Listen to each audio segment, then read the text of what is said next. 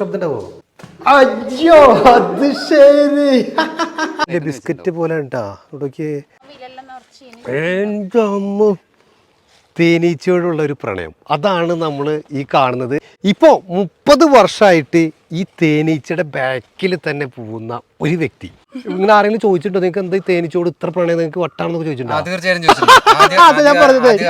ഒരു തേനീച്ചന്റെ പുറകെ പോകുന്ന ഒരു മനുഷ്യൻ ആ രീതിയിൽ അങ്ങനെ ആൾക്കാർ പറയാം. ഉച്ചത്തോടുകൂടിയിട്ടാ. അതെ അതെ. ഇപ്പൊ നമുക്ക് ഒരുപാട് കൂടായി. നമ്മളെ ജീവിതം എന്ന് പറയുന്നത് കഴിഞ്ഞു പോകുന്നത് തന്നെ ഇതുകൊണ്ടാണ്, തേനീച്ചനെ കൊണ്ട് തന്നെയാണ്. നമ്മുടെ ജീവിത മാർഗമായി മാറിയായിരുന്നു.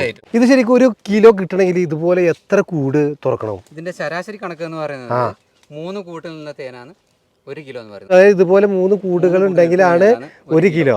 അതൊരു വർഷത്തിൽ ഒരിക്കലും കിട്ടുന്നത്. അവിടുന്ന് ഇങ്ങോട്ട് വന്നതാ മറ്റൊരു കൂട് തുറന്നുട്ടാ.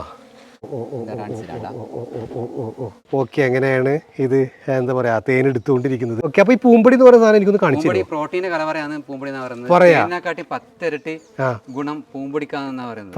പൂമ്പൊടി ഉപയോഗിച്ചാൽ അതേ തേനിൽ തന്നെ പൂമ്പൊടി ചാലിച്ചിട്ട് ഫേഷ്യൽ ചെയ്യാൻ മറ്റും ഉപയോഗിക്കുന്നുണ്ട്. അത് ശരി, അത് ശരി. ഓക്കെ, ഇതാണ് പൂമ്പൊടി. ഓ, അത് ഇതിനായിട്ടും ഒരുപാട് ഗുണങ്ങളുള്ളതെന്ന് പറഞ്ഞത്. ഇതിങ്ങനെ കഴിക്കാൻ പറ്റുമോ? ആണ്.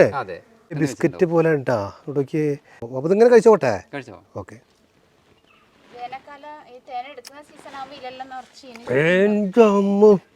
ഭയങ്കര പുളി, അതോടുകൂടി തന്നെ മധുരം. പൂമ്പൊടി ഞാൻ ആദ്യമായിട്ട് കഴിക്കുന്നത്, പക്ഷെ ഭയങ്കര ടേസ്റ്റ് ആട്ടോ.